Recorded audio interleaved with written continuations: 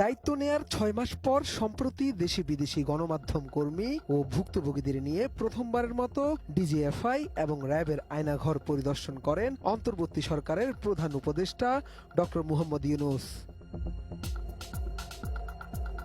প্রধান উপদেষ্টার পরিদর্শন শেষে সামনে আসে গোপন বন্দিশালা বা আয়নাঘরের বেশ কিছু ছবি, যা নিয়ে সামাজিক যোগাযোগ মাধ্যমে চলছে নানা আলোচনা সমালোচনা। পক্ষে বিপক্ষে হচ্ছে তর্ক বিতর্ক।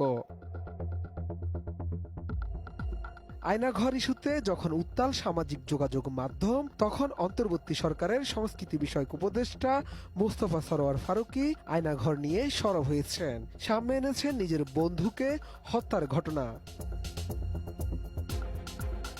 মূলত ২০১৩ সালের ৪ ডিসেম্বর রাজধানীর বসুন্ধরা আবাসিক এলাকা থেকে নিখোঁজ হন ঢাকা মহানগর ২৫ নং ওয়ার্ড বিএনপির সাবেক সাধারণ সম্পাদক ও ফারুকীর বন্ধু সাজেদুল ইসলাম সুমন। এরপর আর খোঁজ মেলেনি তার।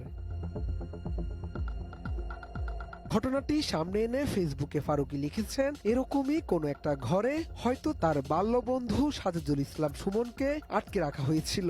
এরকমই কোনো একটা ঘরে অজানা আশঙ্কায় সে কেঁপে কেঁপে উঠেছিল।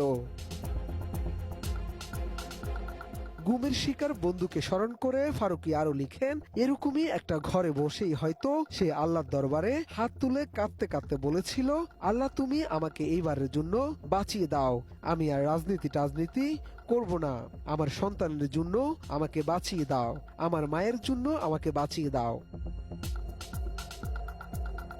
ওই পোস্টে সরকারের সংস্কৃতি বিষয়ক এই উপদেষ্টা লিখেন, এরকমই একটা ঘরে ১৭ কোটি মানুষ আটকা ছিল ১৬ বছর, আর তারাই গোপনে বলতেন আল্লাহ এই ডাইনির হাত থেকে যেন তাদের বাঁচিয়ে দেয়।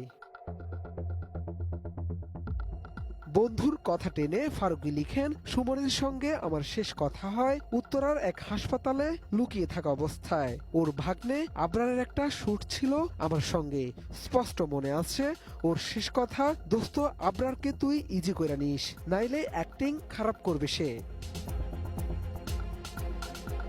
বন্ধুর শেষ পরিণতির কথা তুলে ধরে মোস্তফা সরোয়ার ফারুকী লিখেন, এমনই এক জালিমের শাসনে ছিলাম যে তোর জন্য সুমন একটা কথাও বলতে পারি নাই। পরে জানলাম মানুষরূপী জানোয়ার জিয়াউল আহসানের নির্দেশে তোরে ইঞ্জেকশন দিয়ে মেরে শীতলক্ষায় ফেলে দেয়। যে বাবার ঘরে ফিরে সন্তানের সঙ্গে ভাত খাওয়ার কথা ছিল, তাকে এই ডাইনির দল শীতলক্ষায় মাছদের খাবারে পরিণত করে।